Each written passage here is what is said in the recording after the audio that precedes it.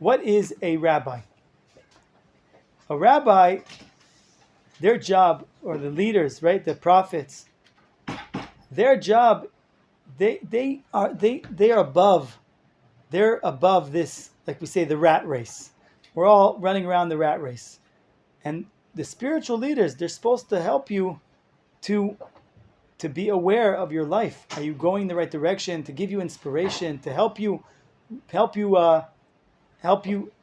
see that where you're at. And this is what Yirmiyahu said.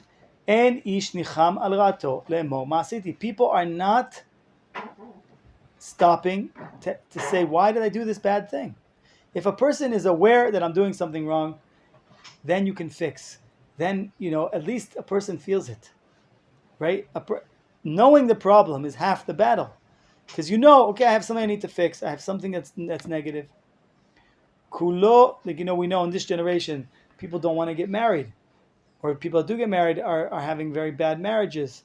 Why? Because in every generation, people knew that to be selfish is a negative thing. But this generation, they're told, no, it's good to be selfish. Think about yourself. Everything is about me, me, me, me. Me, myself, and I.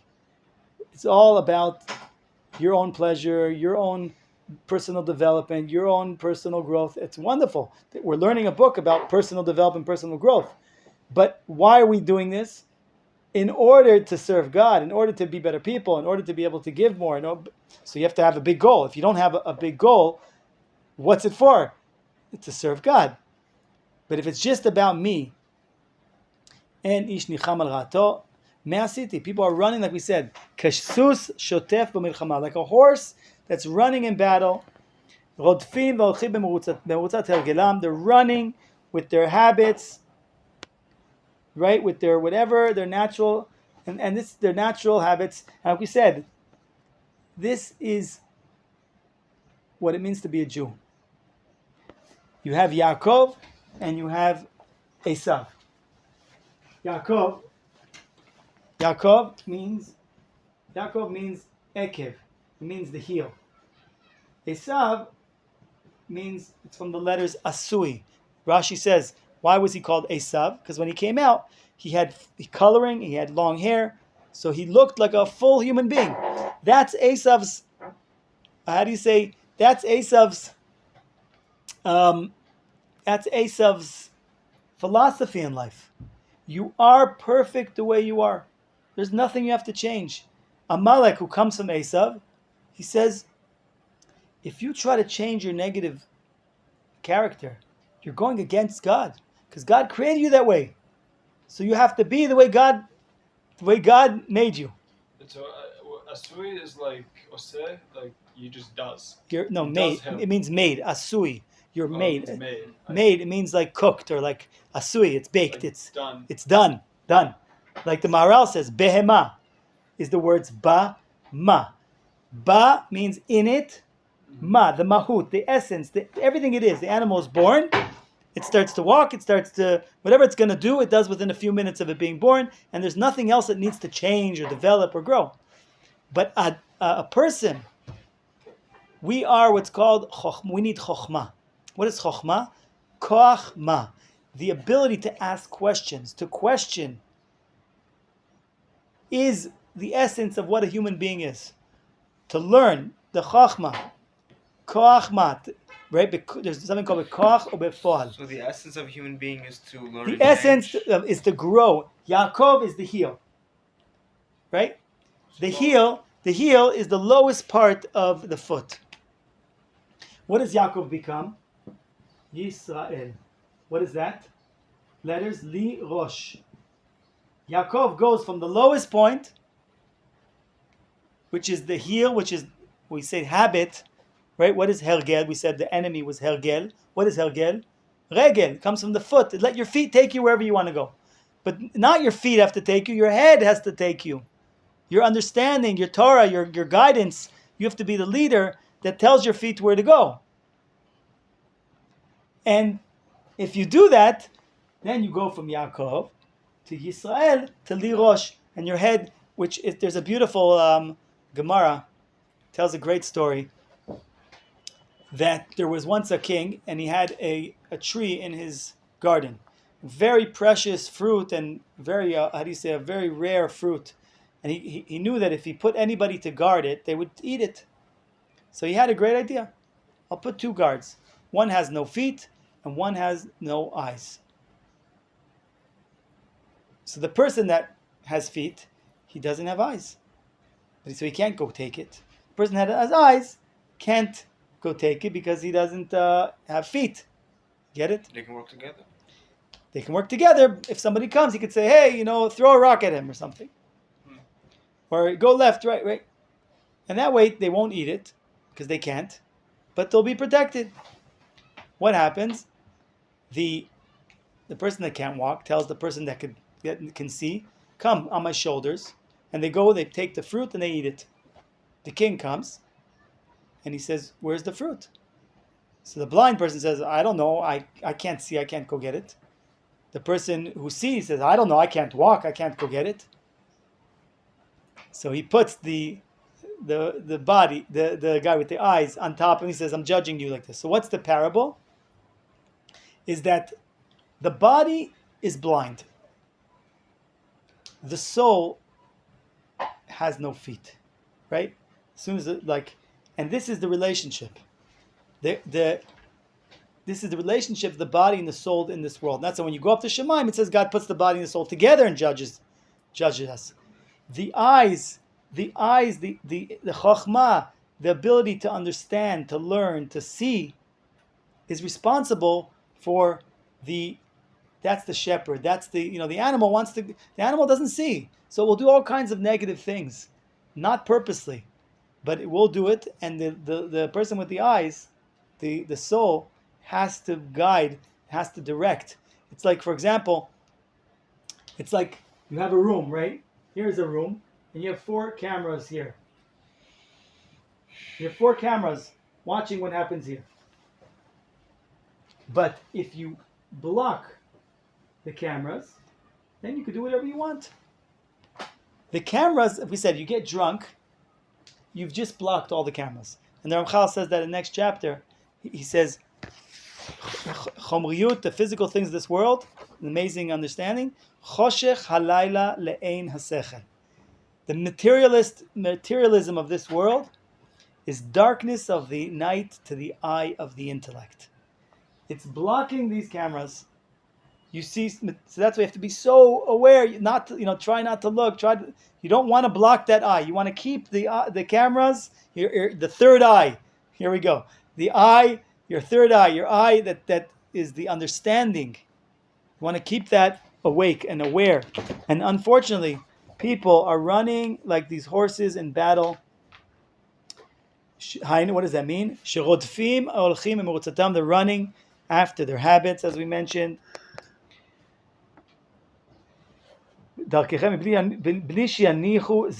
Without leaving time. That's the key. The secret is time. Now think about this. 100 years ago, who were the people that had free time?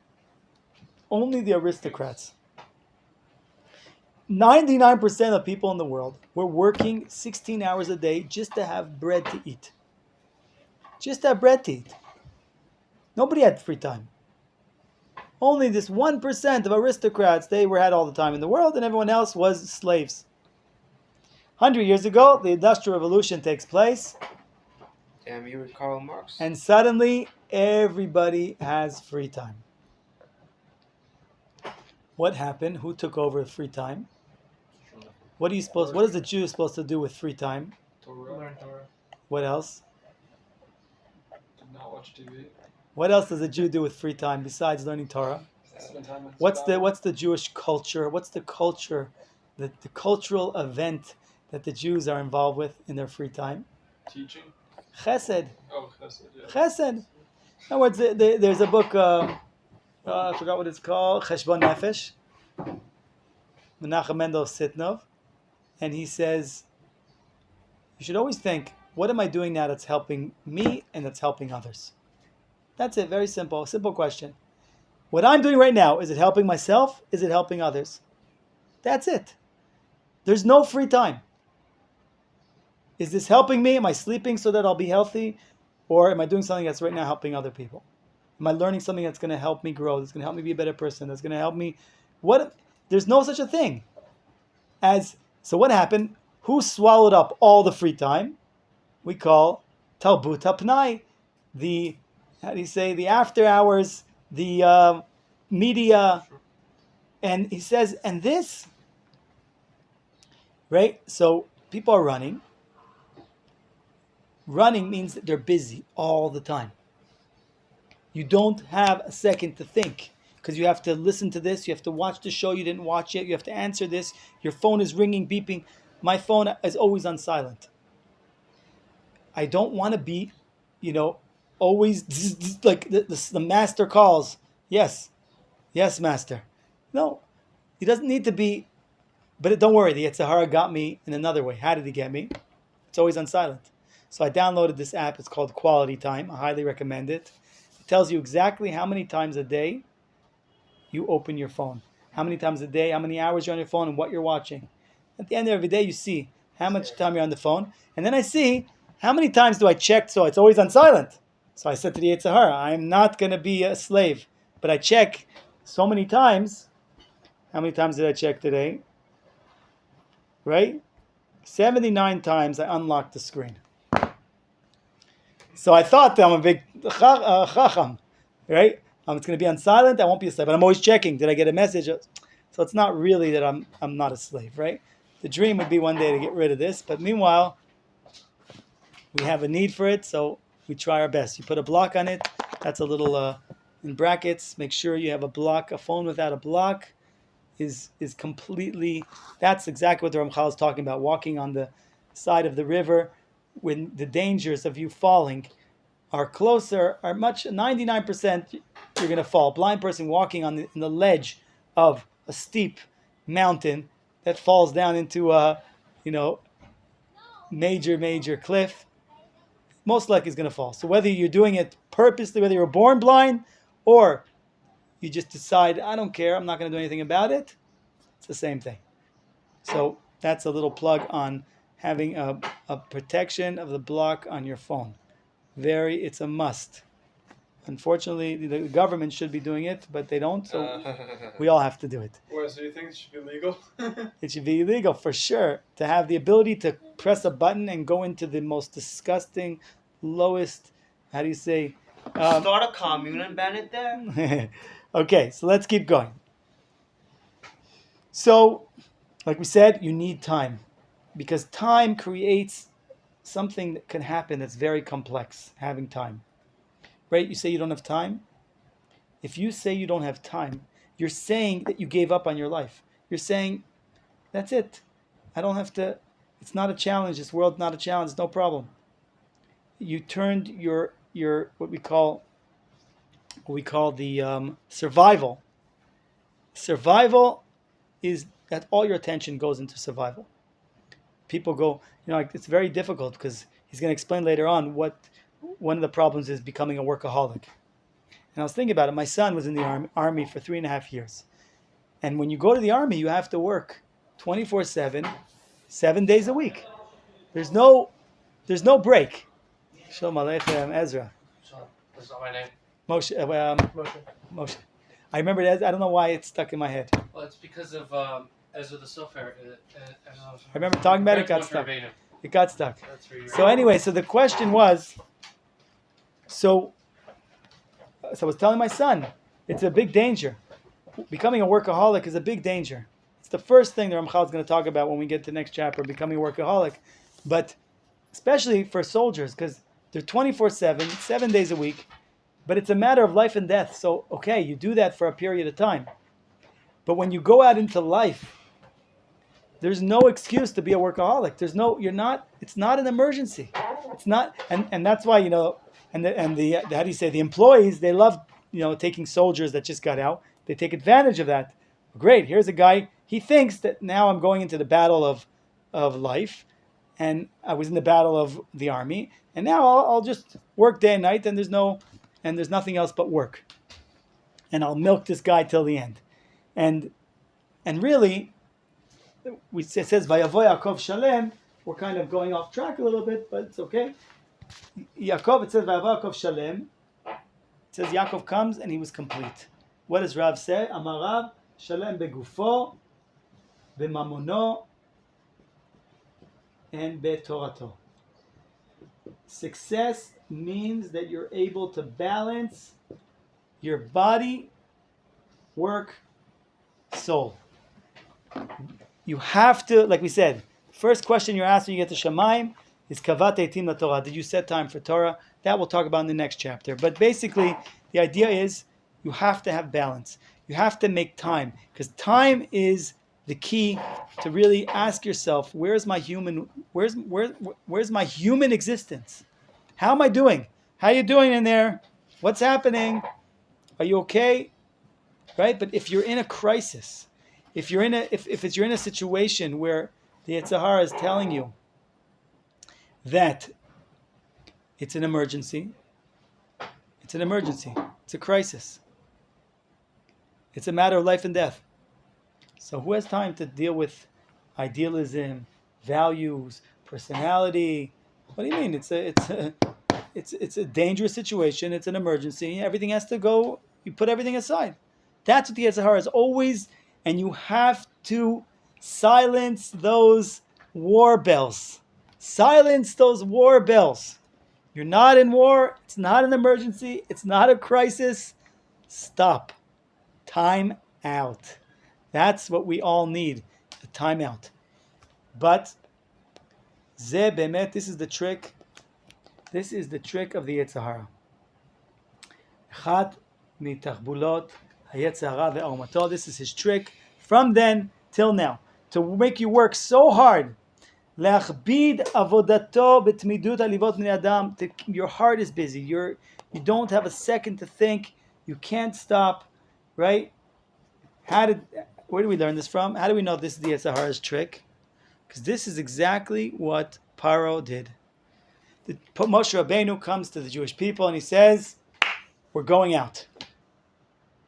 What does it say? Vayamenam. They believed. Paro says, they have time to think. They're tapping into their soul, to their spiritual world. No problem. Just make the work harder.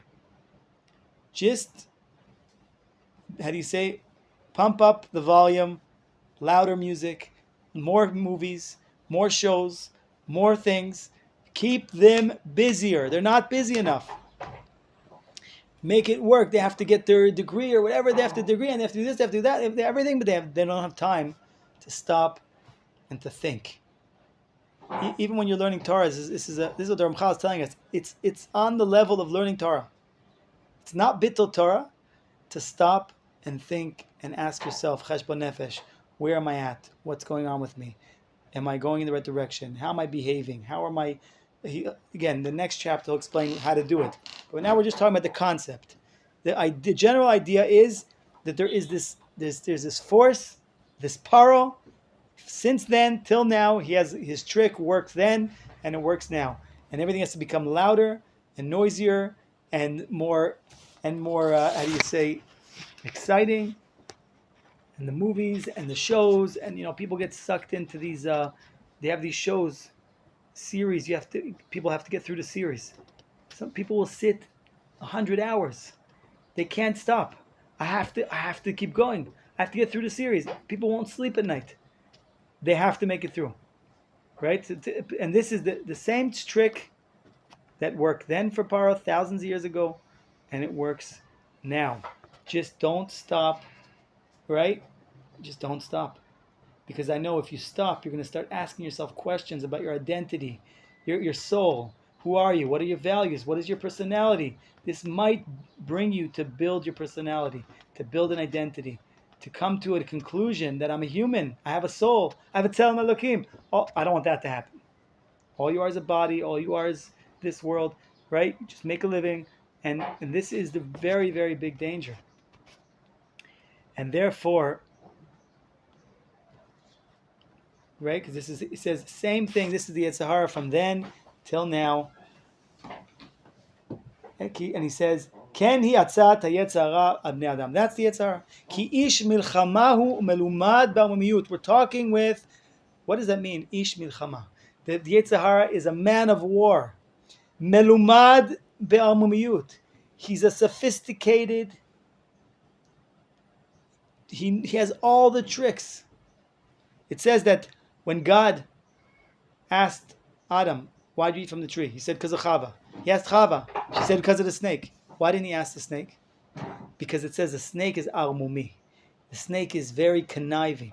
The snake is like a polished lawyer who knows how to prosecute. He has answers for everything. Rashi says, what would the snake have said? If the master says to do something and the servant says don't do it, who should he listen to? It's not my fault. So what if I said it? The master said no and the servant said go. I'm nothing. So he says for that snake person, you don't even give him an opening to try and answer, because he'll have 10 answers, he'll have 50 answers, he'll have 1,000,000 answers. So therefore, what does that mean? Ish milchama is a man of war. The Yetzirah is not a person. It's not somebody. It's the human desire for survival. It's very powerful, and it takes over on all. Human desire for survival. Yes, and it takes over your whole personality. That desire has an important job, but when it takes over everything, right? If you didn't have this desire saying I need to survive, so you wouldn't work, you wouldn't do anything. So you need it, but you can't let it go overboard. You need to work. You don't need to become a slave to your work, right? And therefore, there's a war. And if we're in a war, there's no time to think. Can't do anything else. You have to stop that control of that survival tendency, and you say, "No, I'm not in a war." Like we said, silence those bells of war. They're always there, but you have to silence them. Put on noise-canceling earphones. Go into a mikvah. When you're in a mikvah, you don't hear the noise around. Go into your depth of yourself. Im en ani li mili. And therefore, we said, and that is what the prophet is telling us. A person that is locked into this world, he needs somebody to scream. Scream, right? You're not in a crisis. Calm down. Take a deep breath. Start breathing. Right? Breathe, take a deep breath. And this is what, very interesting here, and he says, and you can't get away from it unless you have hashkafa rabbah. You need to have a depth of learning. And that's what he says, Simu levavchem al darkechem. The prophet says, Simu levavchem al darkechem.